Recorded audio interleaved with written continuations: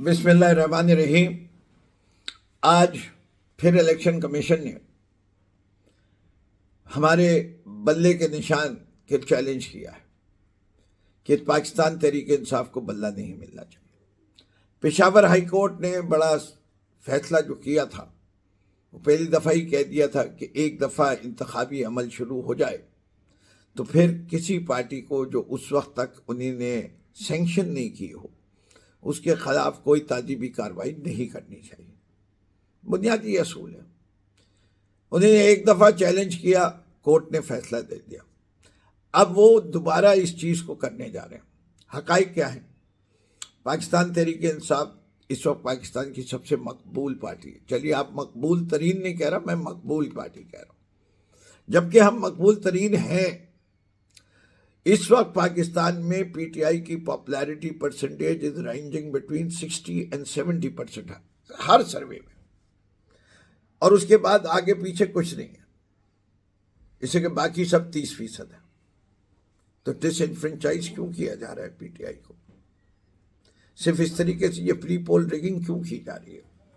ہمیں باقاعدہ as a party ہمیں نامینیشنز فائل کرنے سے روکا گیا، ہماری نامینیشنز پہ بیجا اعتراضات لگائے گئے، اور اب ہمیں ہمارے سمبل اور انٹر پارٹی الیکشن کو جو ہے کنٹروورشل بنایا گیا۔ ساری جماعتوں نے، جتنوں نے الیکشن کیا، سب کے لوگ ان اپوزڈ آئے۔ کیا پروسیجر ہے ان اپوز کا؟ کیا کمال کی بات کرتی ہے ہماری الیکشن کمیشن آف پاکستان؟ کس کے کہنے پہ کر رہی ہے؟ کیوں کر رہی ہے؟ کس کو جواب دہ ہے؟ یہ تو کرنا، سوچنا تو پڑے گا۔ کیا ایسے انتخابات کو Pakistan fair, free and transparent مانے گی؟ کیا دنیا مانے گی؟ نہیں مان سکتی۔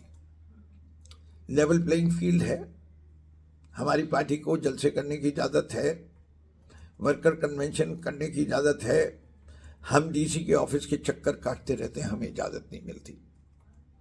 دوسری جماعتیں شارع فیصل بھی بند کرتی ہیں، مال روڈ بھی بند کرتی ہیں، پشاور کی بھی مال روڈ بند کرتی ہیں، لیکن پی ٹی آئی کو جمع ہونے کی بھی اجازت نہیں ہے۔ ہم ورچوئل جلسہ کریں تو انٹرنیٹ سروسز ڈاؤن کر دی جاتی ہیں، ہم اپنی فنڈ ریزنگ کے لیے ورچوئل فنڈ ریزنگ کریں، اس کو بھی نہیں کرنے دیتے، اور پھر کہتے ہیں کہ پاکستان میں منصفانہ انتخابات ہو رہے ہیں۔ اگر منصف راجہ سکندر سلطان راجہ کی طرح ہوں گے تو اللہ ہی حافظ۔ یہ تو عدالتوں کو بار بار جا کے ان کے دروازے کھٹکھٹا کے کچھ ریلیف مل رہی ہے۔ آخری دن 13 تاریخ ہمارے سمبل کو چیلنج کر کے اس کے اوپر تلوار کب لٹکا دی؟ 11 تاریخ۔ فیصلہ کب آئے گا معلوم نہیں۔ یعنی اب جب سپریم کورٹ یہ کیس اٹھائے تو پہلا فیصلہ تو دے کہ جب تک ہمارا فیصلہ نہیں آتا اس وقت تک یہ جو last date of filing of tickets ہے of the respective party for the symbol, اس کو ہمارے فیصلے سے 2 دن تک ہم آگے بڑھا دیں گے۔ اگر فیصلہ 13 کو آئے گا تو یہ 15 ہو جائے گی، 15 کو آئے گا تو یہ 17 ہو جائے گی۔ یہ نئی ریلیف ملے گی تو سپریم کورٹ کو پھر ہمیں سمجھانا ہوگا کہ یہ ریلیف ہمیں کیوں نہیں دے سکتے۔ ہماری پورے ملک سے استدعا ہے کہ اگر آپ کو حقیقی آزادی چاہیے، اور ان لوگوں سے جنہوں نے اس ملک کو اس حال میں پہنچایا ہے ان سے چھٹکارا چاہیے، اگر آپ نے اپنی قسمت کا خود فیصلہ کرنا ہے تو آپ کو نکلنا پڑے گا، آپ کو حق و سچ کے لیے نکلنا پڑے گا۔ اور ہم سب کو کہتے ہیں ظلم کا بدلہ ووٹ سے، ہم پرامن رہنے کو سب کو کہتے ہیں، لیکن ہم آپ سب سے کہتے ہیں کہ 8 فروری کو نکلنا ضرور، خود اکیلے نہ نکلنا، گھر کے ایک ایک فرد کو لے کے نکلنا، اپنے دوستوں کو فون کر کے نکالنا، اور خاص طور پہ میں اپنے ان نوجوانوں کو جن کی عمر 18 سے 23 سال کی ہے، جو پہلی دفعہ ووٹ دیں گے، آپ ہی کے مستقبل کے لیے ہم لڑ رہے ہیں۔ آپ جس جماعت کو سمجھتے ہیں کہ وہ آپ کے مستقبل کا بہتر خیال رکھ سکتی ہے، جو دیانتدار اور ایماندار ہے، جس کا سب کچھ پاکستان میں ہو، جو پاکستان کے لیے جیتے اور مرتے ہوں، جو ذرا سے جھوٹ بول کے باہر نہ جاتے ہوں، جن کے بڑے بڑے محلات باہر ہونا، جو پاکستان میں ہسپتال بناتے ہیں اور سب کچھ جو ان کا ہے وہ اسی ملک میں لگانے کے لیے وقف بھی کر جاتے ہیں، ان کو ووٹ دیجئے۔ ہم وہ ہیں جنہوں نے اس ملک کو متواتر 2 سال 6% ترقی دی، جو کہ تاریخ میں 17 سال بعد ہوا تھا۔ ہم وہ ہیں جنہوں نے پاکستان کی ایکسپورٹس بڑھائی۔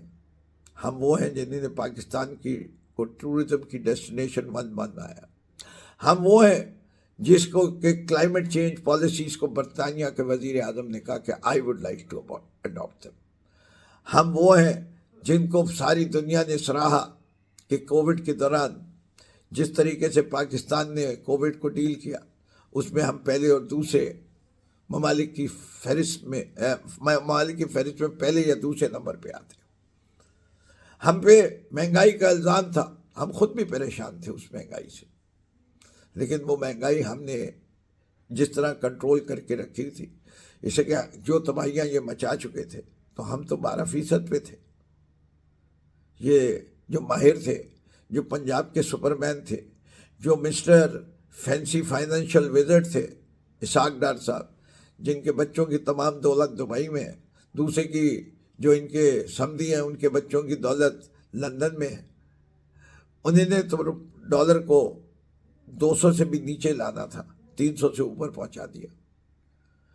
انہیں تو اس ملک کو جو ترقی 6% تھی اس کو نیگیٹو 0.42% پہ لے آئے۔ جس خزانے میں $17 بلین چھوڑ کے گئے تھے اس کو 3 بلین تک لے آئے، اور سارا الزام پی ٹی آئی پہ کہ IMF کہ ہم نے ایگریمنٹ میں یہ کر دیا اور وہ کر دیا۔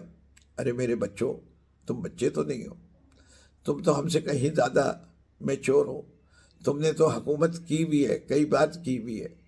کیا تمہیں اندازہ نہیں ہو رہا تھا کہ جس جگہ پی ٹی آئی لے آئی ہے اس کے بعد مشکلات کیا ہوں گی؟ تو تم نے کیوں اتنے عرصے حکومت کی؟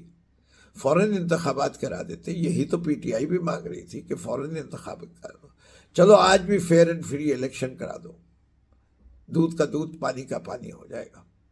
ہمیں یقین ہے کہ اب تم پاکستان کے عوام کو بے وقوف نہیں بنا سکتے۔ موروثیت سیاست کو پی ٹی آئی ٹھکرا چکی ہے، عمران خان ٹھکرا چکا ہے۔ عمران خان نے ثابت کر دیا ہے بیرسٹر گوہر کو چیئرمین بنا کے کہ پی ٹی آئی موروثیت کے خلاف ہے، پی ٹی آئی عورتوں کے حقوق کے لیے کھڑی ہے، پی ٹی آئی اپنے نوجوانوں کے بہتر مستقبل کے لیے کھڑی ہے، پی ٹی آئی اس چیز پہ یقین کرتی ہے کہ لیپ ٹاپ دینے سے بہتر ہے کہ اسکولوں کی تعلیم کو بہتر کیا جائے، خواندگی کی شرح کو بتایا جائے۔ پی ٹی آئی کا صحت کارڈ دنیا کی میں اسے نے سراہا ہے کہ یہ زبردست کام کیا گیا ہے۔ تو آپ کو کتنی چیزیں میں گناؤں پاکستان تحریک انصاف کی، آج لوگ ہمیں ایسے ہی ساتھ نہیں دیتے۔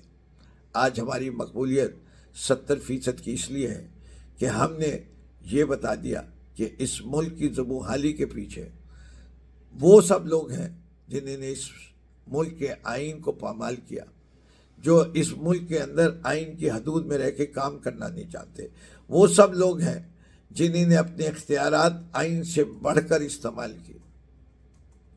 ہمیں اگر ترقی کرنی ہے تو ہمیں اپنے اس آئین کو عزت دینا پڑے گا، اور ہمیں اپنے قانون کے سامنے امیر غریب طاقتور کمزور سب برابر ہونے چاہیے۔